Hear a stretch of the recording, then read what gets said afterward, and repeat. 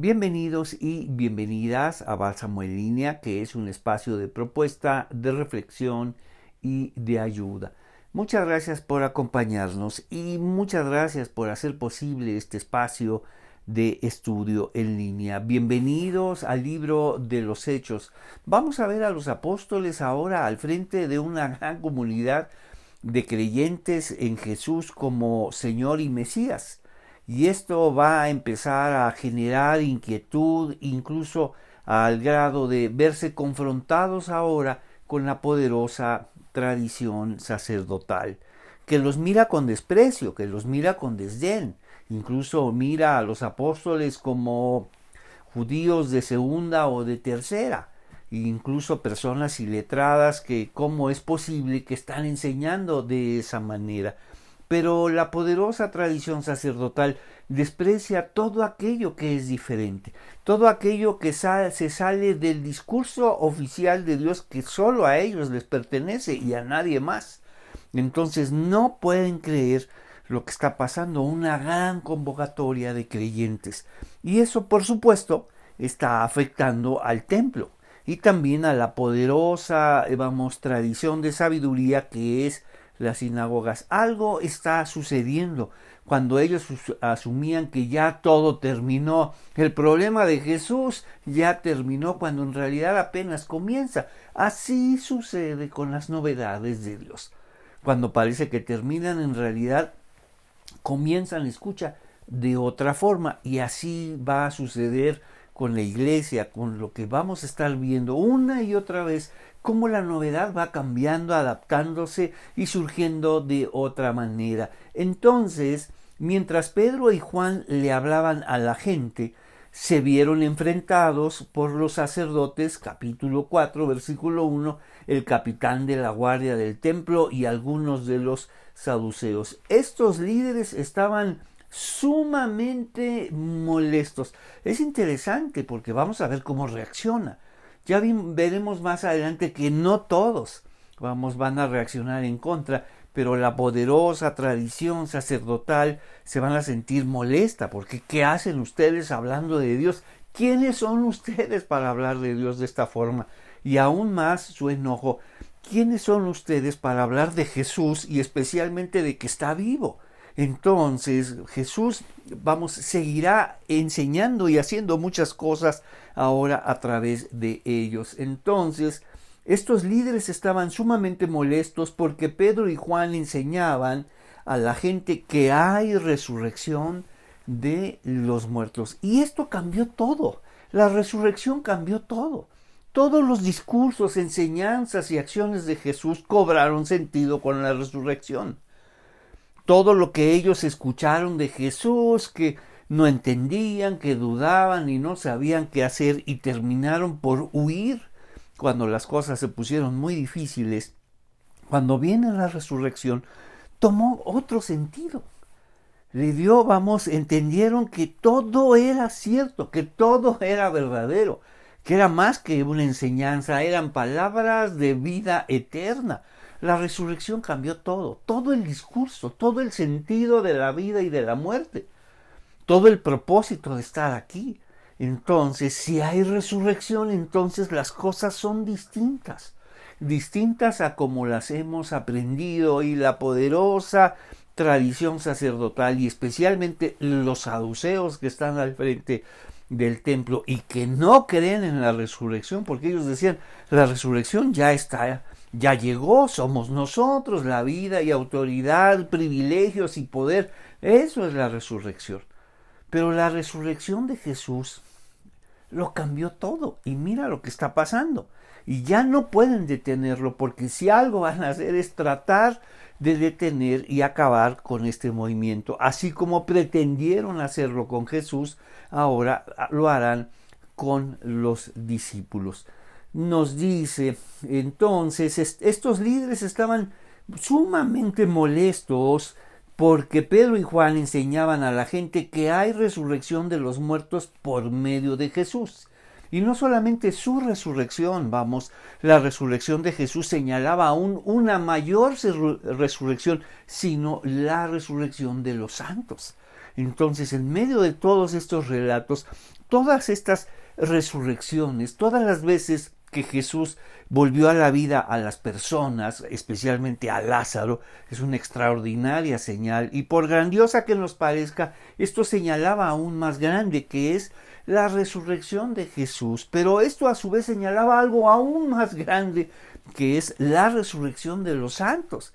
Entonces, esto no convenía, vamos, a la poderosa tradición sacerdotal que parecía que controlaba la vida, incluso la muerte. Entonces los arrestaron y como ya era de noche, los metieron en la cárcel hasta la mañana siguiente. Esta era su manera de tratar aquello que es diferente, aquello que se sale del discurso oficial de Dios que solo ellos enseñaban. Entonces, ¿qué podían hacer? Arrestarlos, amenazarlos. Entonces los metieron en la cárcel hasta la mañana siguiente, pero muchos de los que habían oído el mensaje lo creyeron. Así que el número de creyentes ascendió a un total aproximado de 5,000 hombres, vamos, sin contar a las mujeres y a los niños. Esto nos recuerda que estamos siempre, vamos, en una cultura patriarcal, donde se exalta lo masculino y lo femenino, vamos, y las mujeres y los niños no cuentan, incluso. Entonces tenemos que tenerlo siempre presente y no olvidarlo, que estamos en una cultura patriarcal, para siempre tener, vamos, poder separar todo el contexto, vamos, de esta cultura patriarcal y lo que es palabra y mensaje de Dios. Entonces, ¿qué va a pasar con esto? Los apóstoles se van a ver enfrentados una y otra vez y los van a perseguir y van a tratar de detener todo esto que comenzó la iglesia, y no se puede detener porque viene de Dios. Todo aquello que viene de Dios no se puede detener. Entonces nos dice, vamos a nuestra primera división, Hechos 4, el concilio, que lo vamos a ver en muchas ocasiones. Entonces, este enfrentamiento va a señalar otros más. Pero lo que va a ser interesante es qué van a hacer los discípulos. ¿Qué van a hacer ahora Pedro y Juan, que están al frente? Entonces nos dice, se vieron enfrentados, por los sacerdotes, porque Pedro y Juan enseñaban a la gente, cuando en realidad ellos, la única enseñanza oficial era el templo, eran las sinagogas. Nadie más, podía enseñar más que ellos, el discurso oficial de Dios. Sin embargo, ahora llegaba un mensaje alternativo, otra manera de pensar a Dios, otra manera de pensarse a sí mismo y a los demás. Otra manera de entender la ley, como la enseñó Jesús, la ley en su sentido original. La ley no es para guardarla, sino para conocer a Dios. Un cambio de dirección absoluto. Jesús vino a decirles, nosotros no somos para lo sagrado. Escucha, un cambio radical. Lo sagrado es para nosotros. Nosotros no somos para los mandamientos. Los mandamientos son para nosotros, para que conozcamos a Dios. Otra manera de entender, a Dios. Un discurso totalmente radical y alternativo que ahora están escuchando. Pero ¿por parte de quiénes? Son los pescadores, de Galileos de segunda, de tercera. Entonces, ¿quiénes son ellos? Pero la palabra de Dios se escucha, crea convocatoria, crea comunión, y eso es lo que está sucediendo. Las personas están creyendo en esta nueva manera de pensar a Dios. Escucharon la palabra en su sentido original, y eso es grandioso. Entonces se vieron enfrentados por los sacerdotes porque Pedro y Juan enseñaban a la gente que hay resurrección de los muertos. Para ellos, el discurso oficial decía que la resurrección de los muertos era algo que sucedía al final de los tiempos. Y solo unos cuantos, los justos, iban a resucitar y los demás, a Dios gracias. Sin embargo, ahora oyen, y no solamente oyen, presenciaron la resurrección de Jesús. Mucha gente lo vio, mucha gente supo de ello.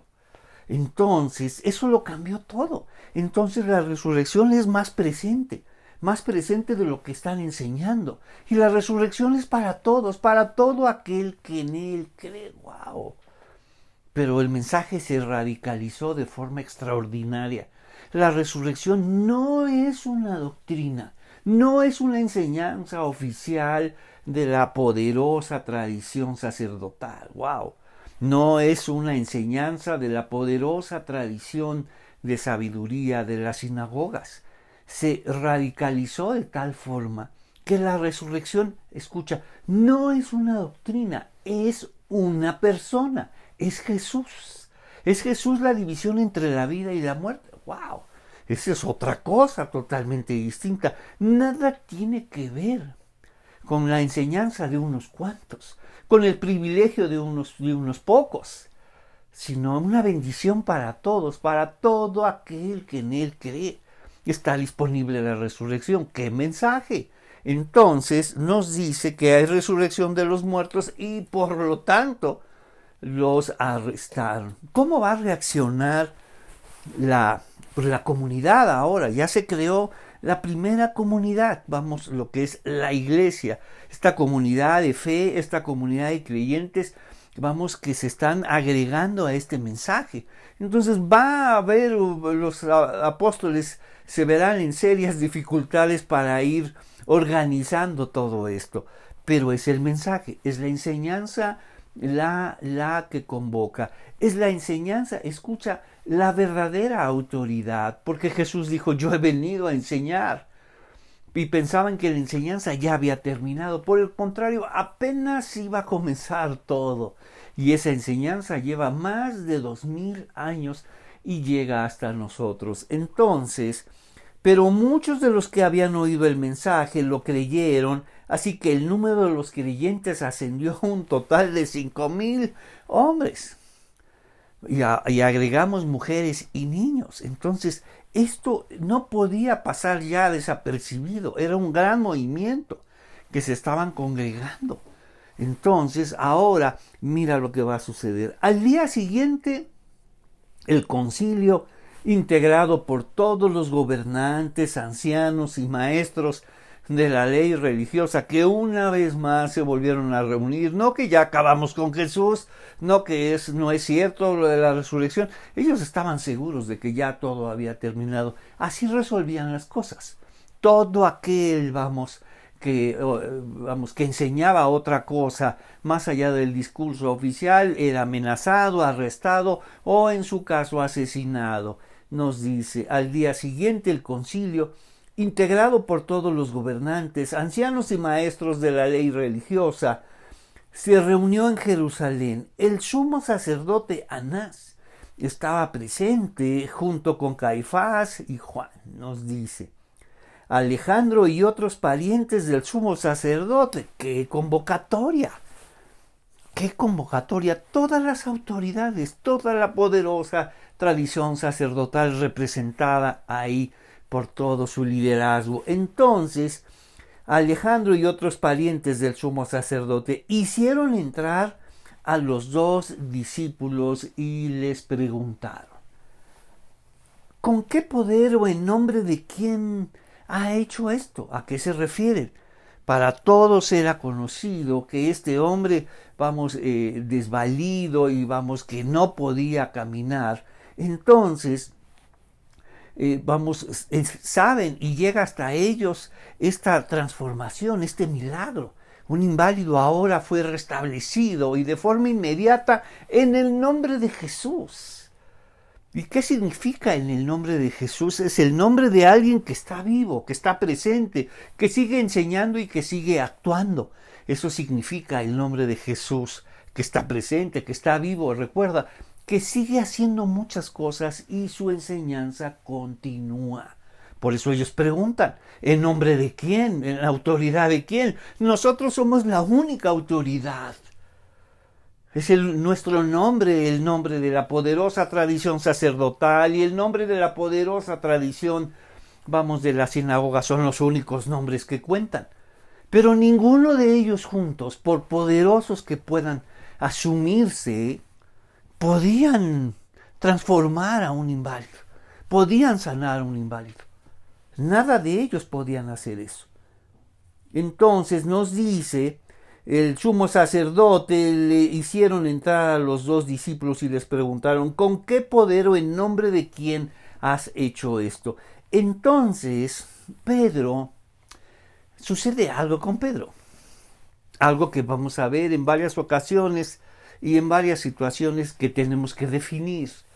Lleno del Espíritu Santo. Ya vimos que lo que sucede ahora, esta promesa del Espíritu Santo inaugura este tiempo de la iglesia, que es la presencia del Espíritu Santo en la vida de aquel que cree, y es una presencia para siempre, y a una presencia que lo va a guiar, vamos. Pero aparece la palabra lleno, llenura. Entonces vamos a entender esta llenura como una experiencia que ha sucedido con nosotros. Sin embargo, hemos sido llenos de otras cosas. Como por ejemplo, hemos sido llenos de odio, llenos de envidia, pero sin embargo también lleno de alegría, lleno de esperanza. O sea que esta experiencia, esta palabra de ser lleno, es una interesante idea que sucede con nosotros. Que cuando somos llenos de algo, eso nos transforma. Y muchas veces no nos damos cuenta de ello. Son otros quienes se dan cuenta de lo que está pasando con nosotros. Escucha, son otros quienes se dan cuenta de nuestra llenura. En el sentido negativo, llenos de enojo. Y no nos percatamos de ello. Son otros los que se dan cuenta y escucha y lo padecen. Son otros los que sufren nuestra llenura de enojo. Son otros los que se percatan de inmediato que estamos llenos de envidia, porque nuestras acciones y nuestras palabras, lo revelan. Todos se dan cuenta, nosotros no. Ni siquiera incluso decimos, no, yo no soy ni envidioso ni enojón. Y todos dicen, sí, ¿cómo no? Porque lo padecen, lo ven, lo sufren. Entonces, esta llenura de enojo y de envidia, nosotros no nos damos cuenta, incluso asumimos que no somos nada de ello. Ahora en el sentido positivo, cuando estamos llenos de alegría, llenos de esperanza, todos los demás, nuestras acciones y nuestras palabras lo reflejan y todos los demás lo viven. Incluso somos sanados y todos los demás, lo disfrutan cuando nos ven llenos de gozo y llenos de esperanza. Entonces llenos de paz. Dicen al fin, ¿no? Entonces nosotros no nos damos cuenta, estoy lleno de gozo, estoy lleno de esperanza o de paz, ¿no? Sin embargo, los demás sí lo perciben. Y esa llenura incluso no solo nos sana, sino sana a los demás.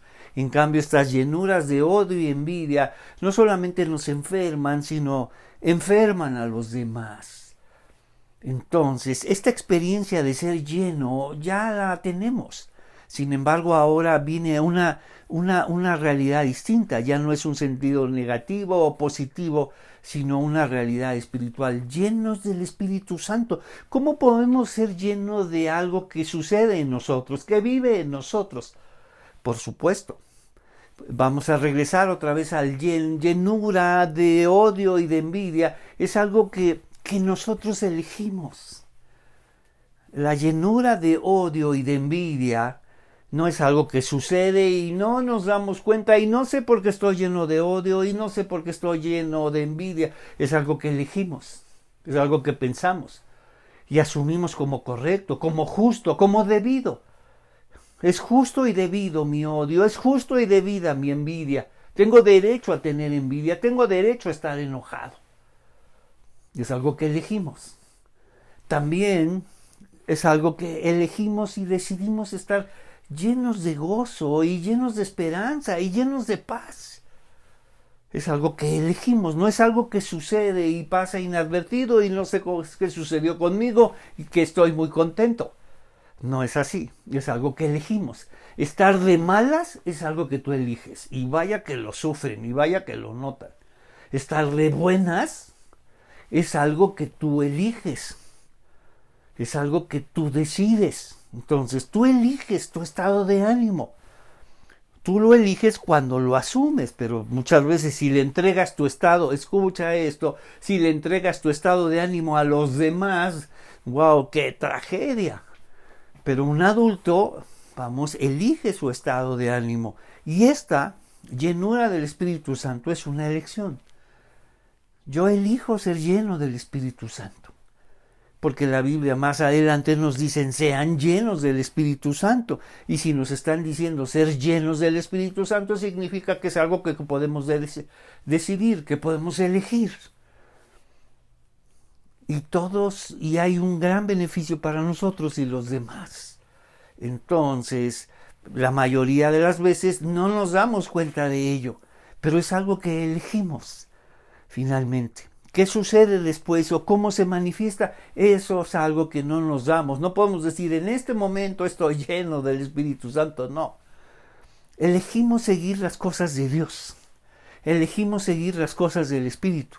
Elegimos hablar de Jesús. Y eso fue lo que hicieron.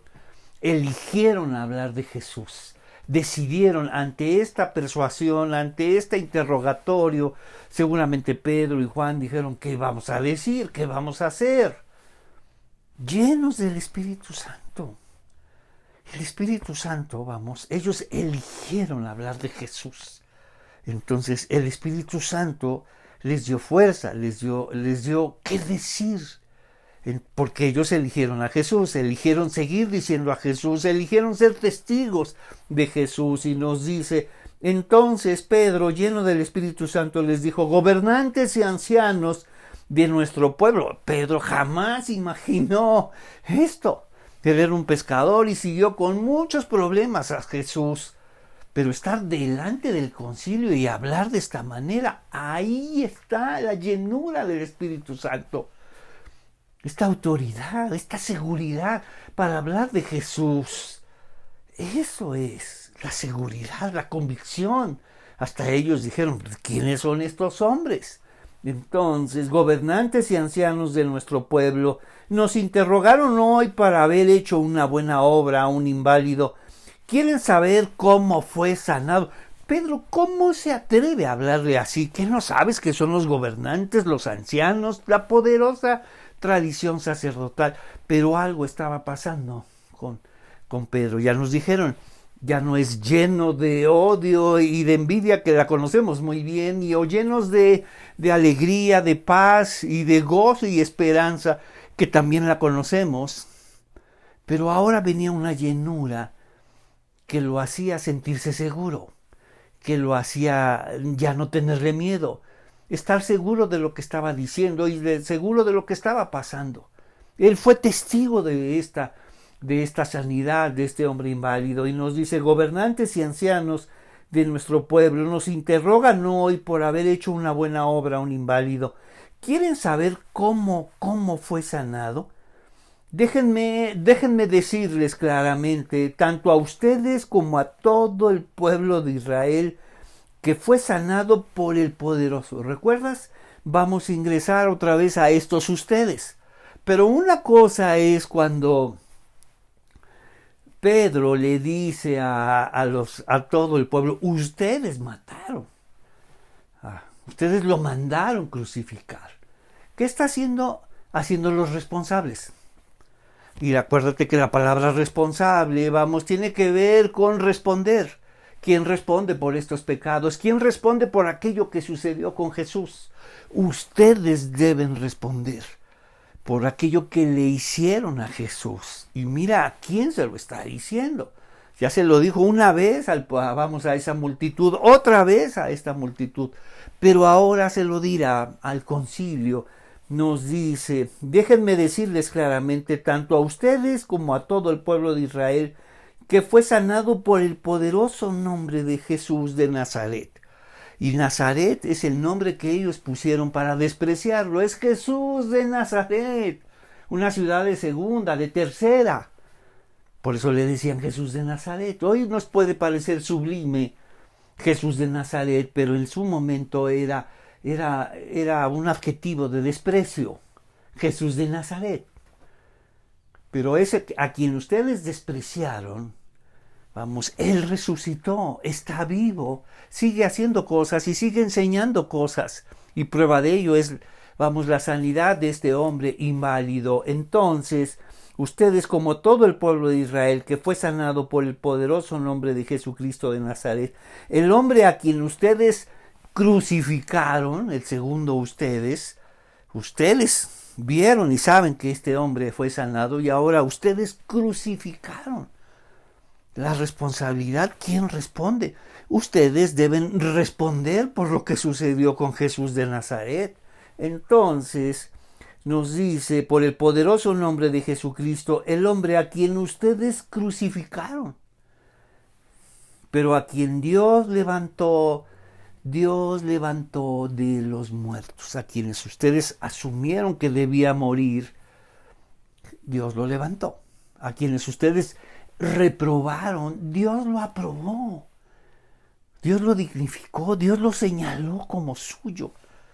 Lo levantó de entre los muertos y nos dice, el hombre a quien ustedes crucificaron, pero a quien Dios levantó de los muertos, pues es Jesús a quien se refieren las Escrituras. ¡Wow! No solamente los está señalando como responsables, sino ahora les está hablando de las Escrituras. Y ellos dijeron, ¿y quién es este hombre? ¿Qué hace este pescador ahora? No solamente acusándonos, sino ahora enseñándonos las Escrituras.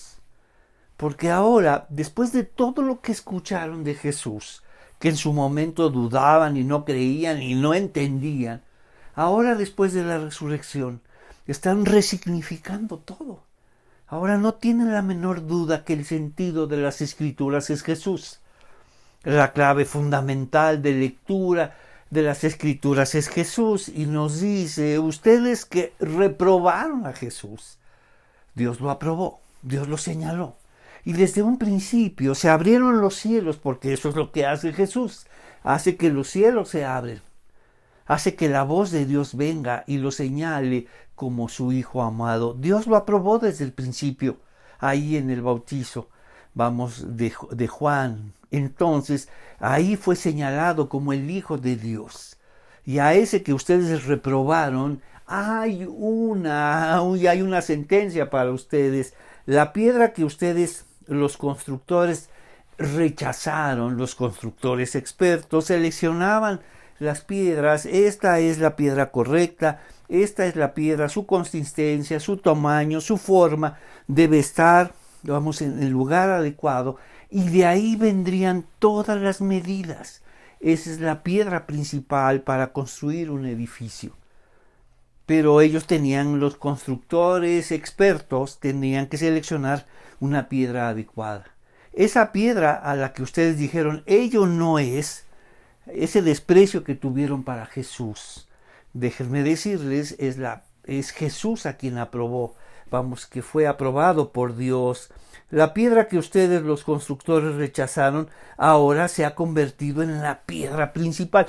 A quien rechazaron, Dios lo ha aceptado, Dios lo ha señalado y lo ha puesto como la piedra principal de su obra, como la piedra principal de esta grandiosa novedad.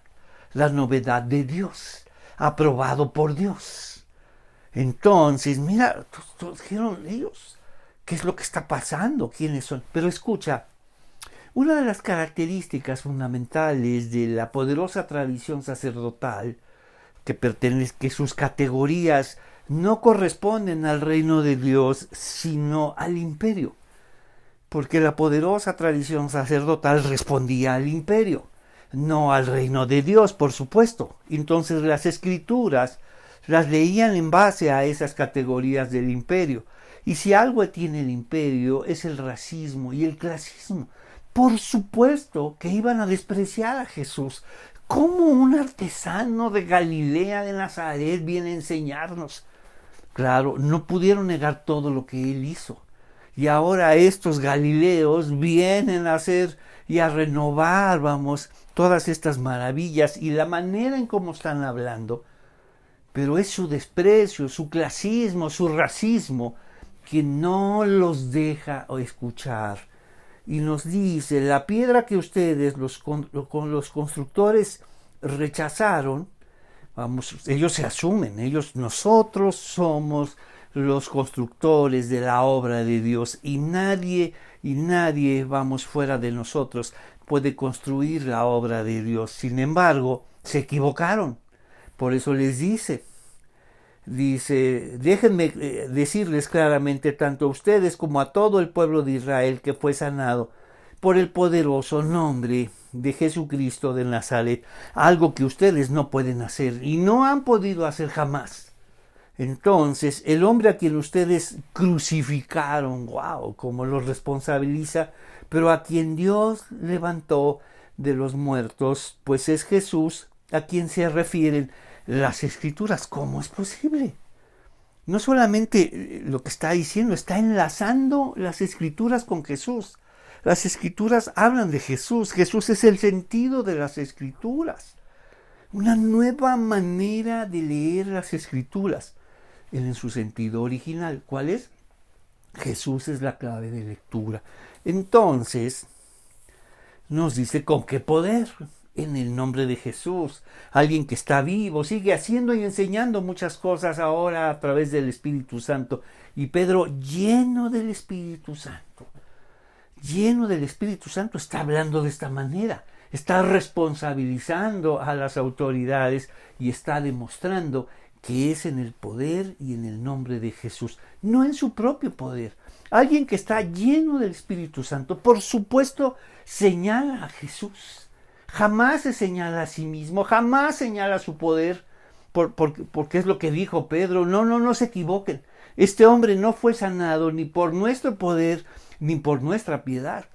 Entonces, un hombre lleno del Espíritu Santo sabe su lugar y sabe que todo sucede en el poder de Jesús, no en su propio poder, no en el poder de la iglesia, de la doctrina, de la enseñanza, de la denominación, sino en el poder de Jesús.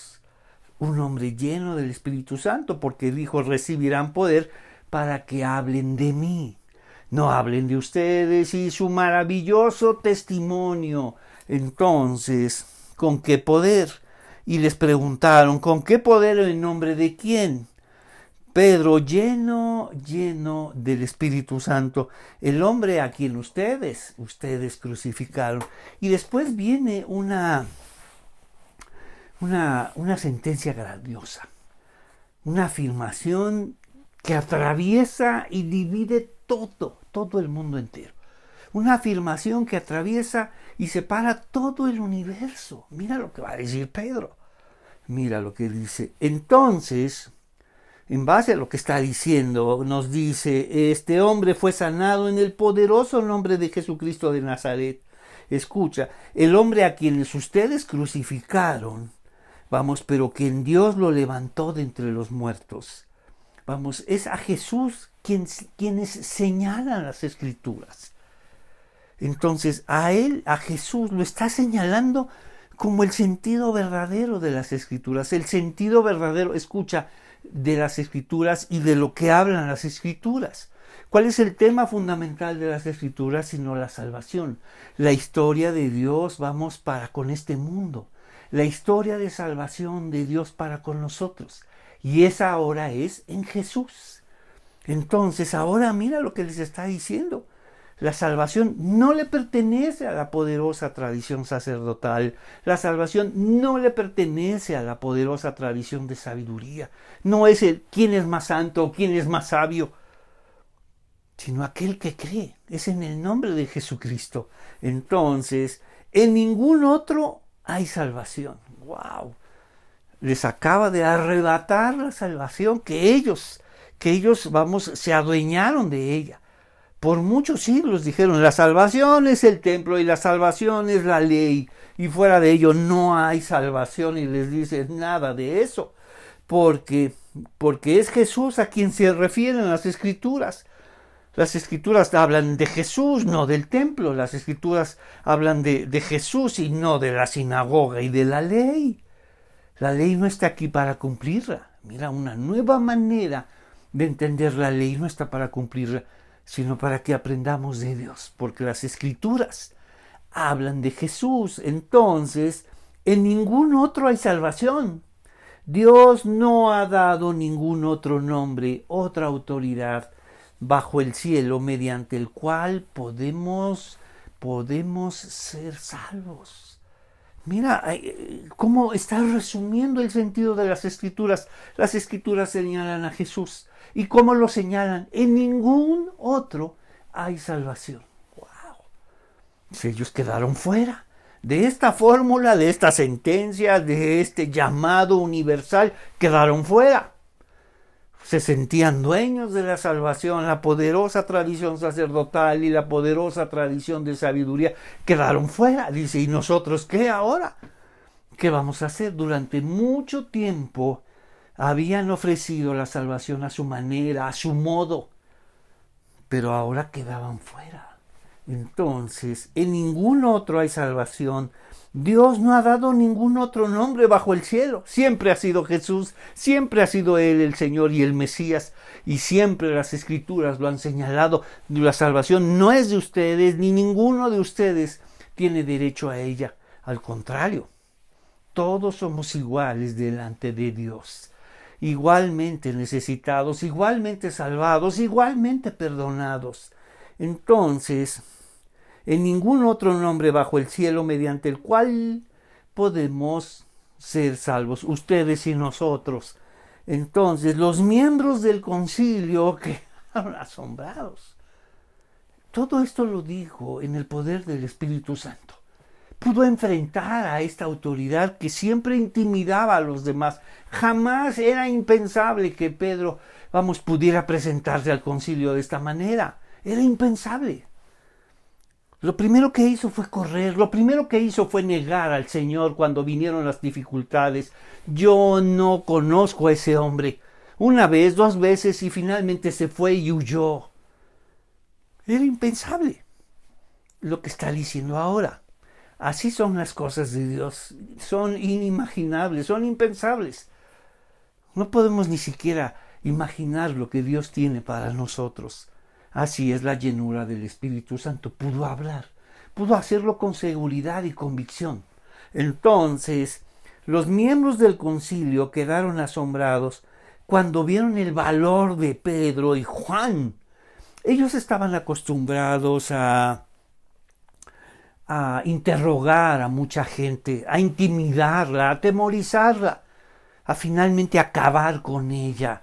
Cuando ellos convocaban a personas acusadas de blasfemia, de herejía, de enseñar de otra manera, estaban acostumbrados a acabar con todos ellos y además meterlos en la cárcel o amenazarlos. Si sigues enseñando eso, irás a la cárcel. Y estaban acostumbrados a que las personas se hincaran y clamaran misericordia a los sumos sacerdotes. No lo volveremos a hacer. No volveremos a enseñar de esta manera. Estaban acostumbrados a eso, a intimidar a la gente. La poderosa tradición sacerdotal. Ser llamado vamos a dar cuentas al templo. No, es inimaginable. Puedes terminar en la cárcel. Si sigues enseñando así, puedes terminar en la cárcel. O peor aún, puedes ser asesinado. Por eso nadie enseñaba de otra forma hasta que llegó Jesús. Y mira, y la enseñanza de Jesús continúa. El poder en el nombre de Jesús, el nombre de alguien que está vivo, que sigue haciendo y enseñando muchas cosas. Por eso se juntó toda esa gente. Es más que curiosidad, es necesidad y ayuda, es salvación para todos. Entonces, los miembros del concilio quedaron asombrados cuando vieron el valor de Pedro y Juan, porque veían que eran hombres comunes y sin ninguna preparación especial en las Escrituras. No estuvieron en nuestras escuelas, nuestros seminarios, nuestras denominaciones. ¿Cómo pues? ¿De dónde vienen? ¿Dónde estudiaron? ¿De dónde vienen? ¿O creen que solo estuvieron en Bálsamo en línea y ya? de dónde vienen. Entonces, también los identificaron como hombres que habían estado con Jesús, por supuesto. Su manera de hablar, su manera ahora de enseñar la ley y entender las cosas de Dios. Hablaban con otras categorías, las categorías del reino de Dios. Y sin embargo, dado que podían ver allí de pie entre ellos al hombre que había sido sanado, sí, cierto, es el que estaba siempre en la puerta, no podemos negarlo. ¿Qué hacemos? Y el pueblo está ahora feliz y aclamando otra vez a Jesús. No es posible. Pensamos que ya habíamos terminado con él, pero parece que todo esto vuelve a comenzar. No tenían idea de que su comienzo todavía sigue vigente. 2000 años han pasado.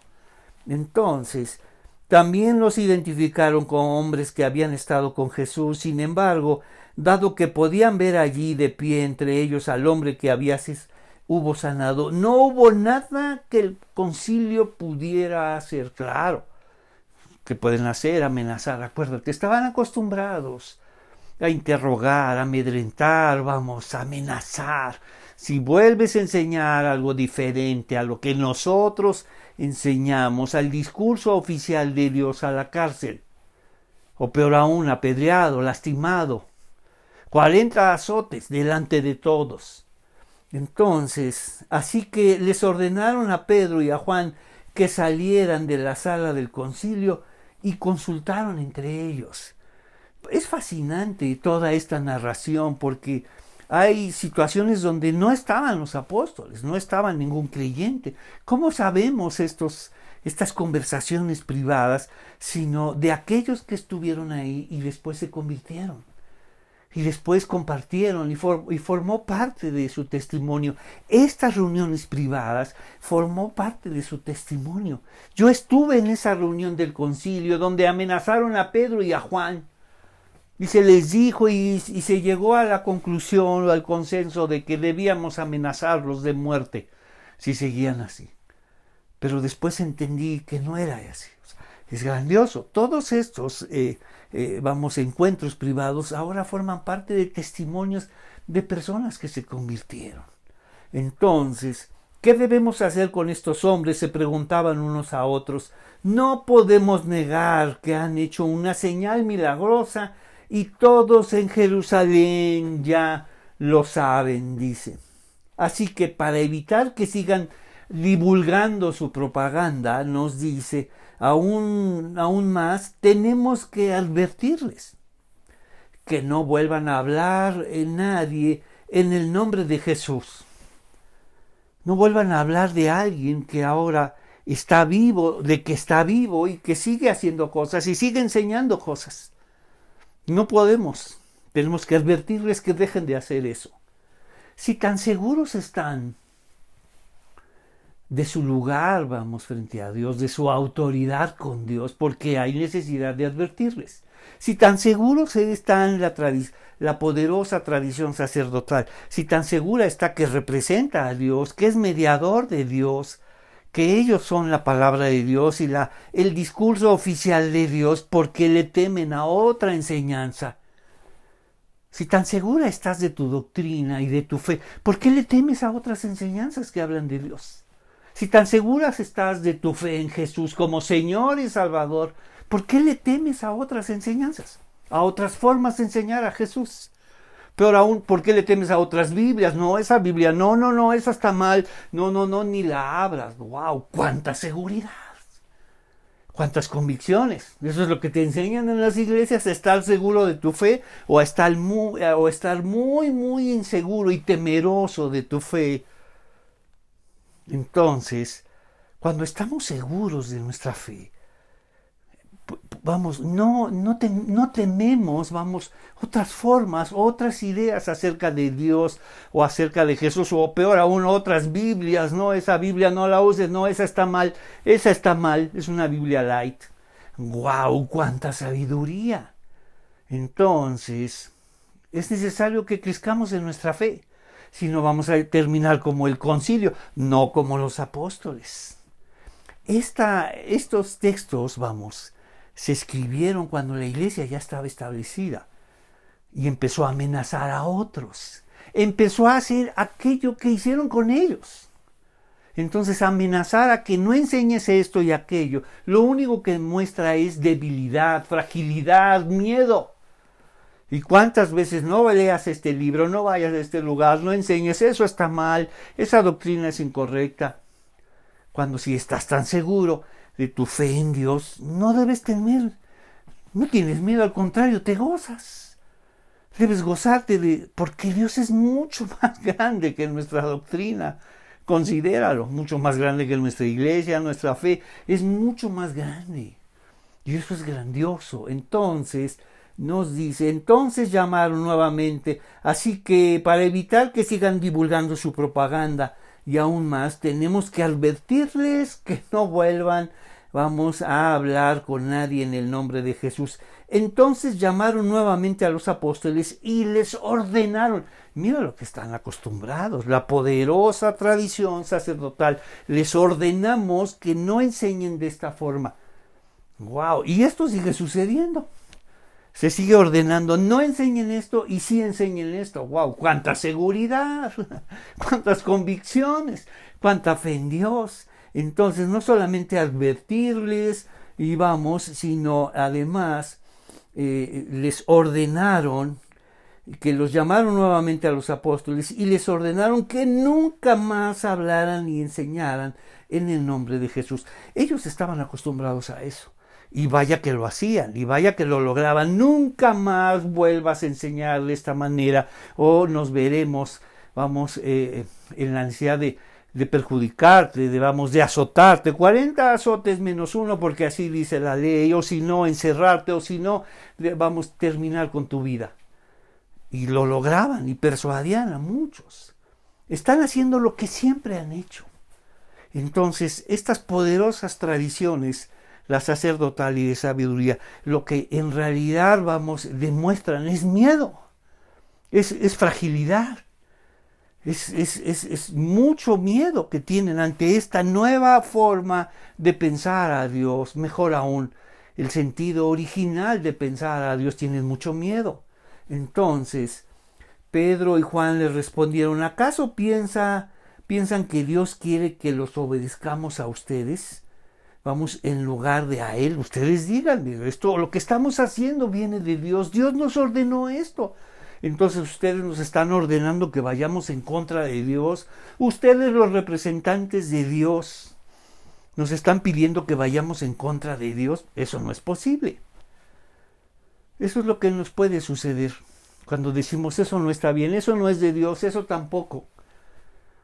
Como entonces lo único que nos estamos dando cuenta es que es miedo, inseguridad, y lo que pensamos de Dios es muy breve, muy pequeño, cuando Dios tiene muchas formas de manifestarse y de hablar como Él quiere y con quien Él quiere. Entonces, nosotros no podemos dejar de hablar acerca de todo lo que hemos visto y oído.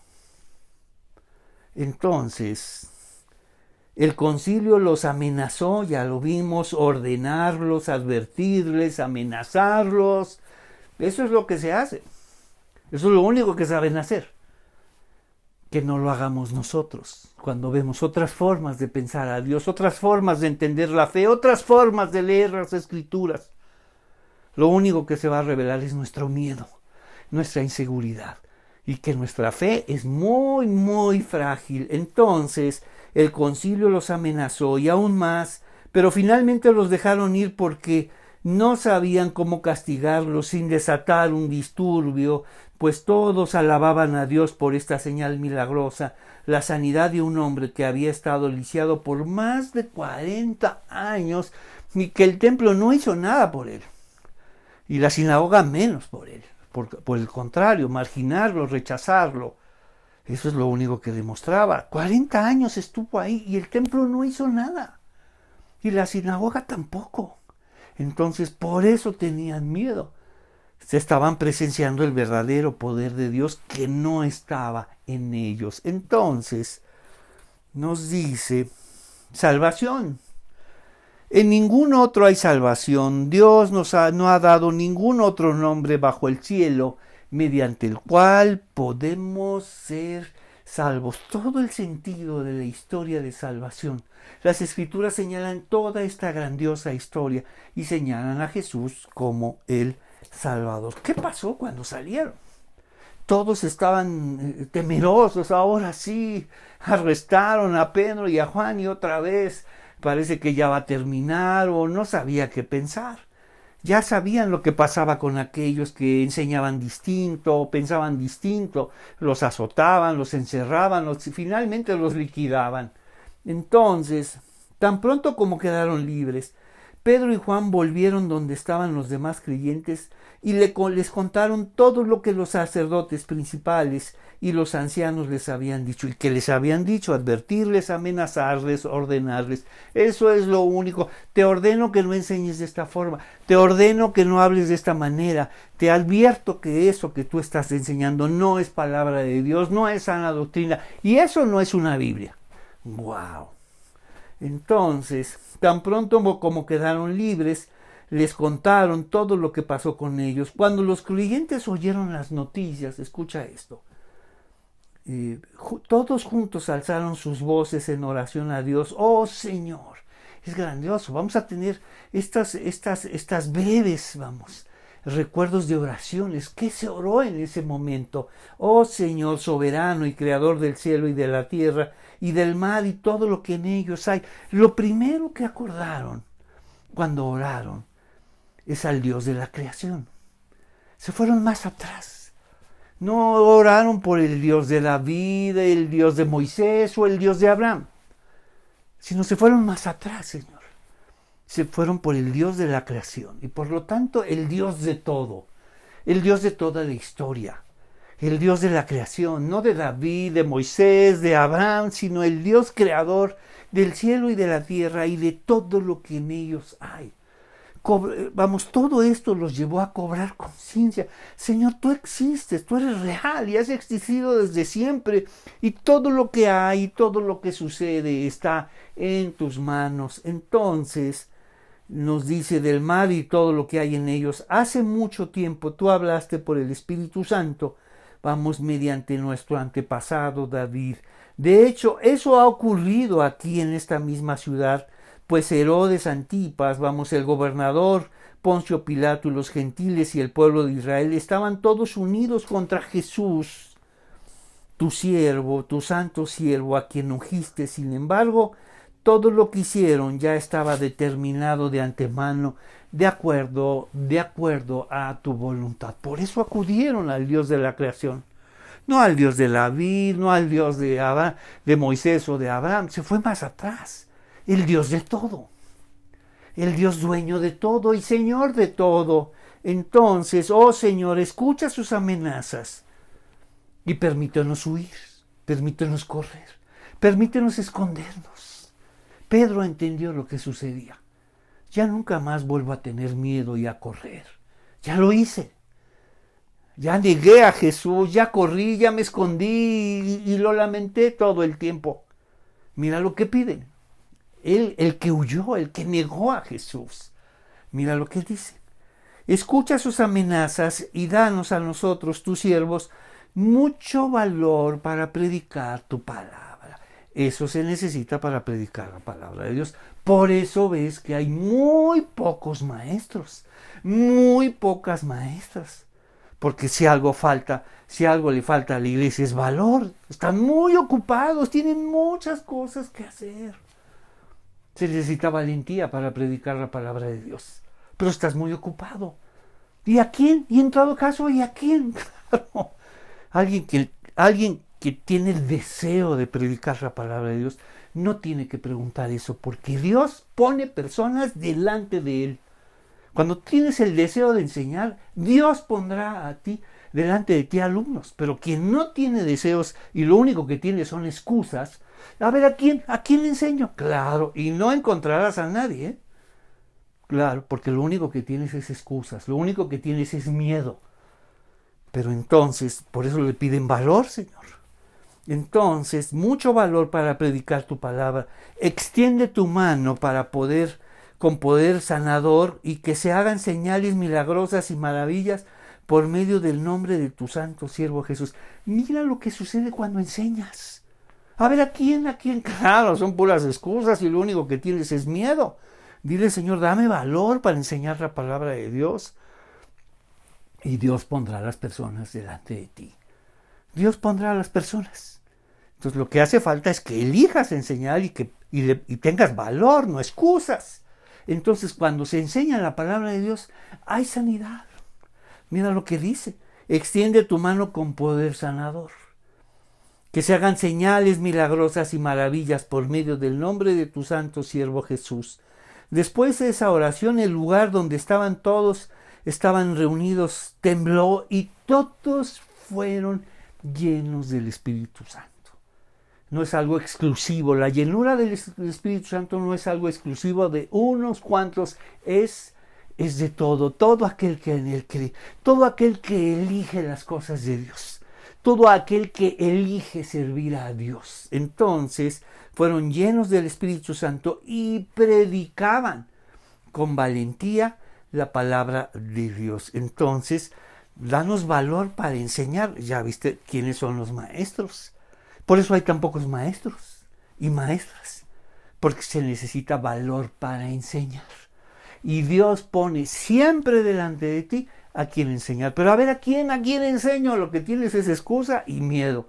Mejor pasa al valor que solo Dios puede darnos. Entonces, nos dice oración. Tan pronto como quedaron libres, cuando los creyentes oyeron las noticias, todos alzaron sus voces en oración y dijeron, oh Dios soberano, creador, danos el valor para enseñar. Si algo necesita este mundo es maestros y maestras. Ya nadie tiene tiempo para enseñar, están tan ocupados, eso sí vas al servicio, haces acá, pero quien enseña, solo aquellos que tienen valor, que Dios te dé el valor suficiente para enseñar. Pero tienes que pedirte, tienes que elegirlo. Y Dios te hará un maestro y maestra, y las personas, Dios las pondrá también.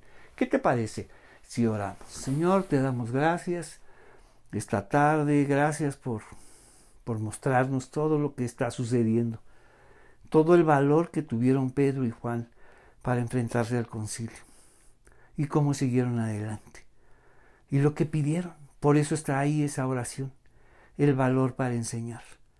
Que muchos elijan enseñar y tú les darás ese valor suficiente para enseñar y las personas a quienes deben hacerlo. Te pedimos todo esto en el nombre de Jesús. Amén. Que el Señor los bendiga y nos vemos la próxima semana. Gracias.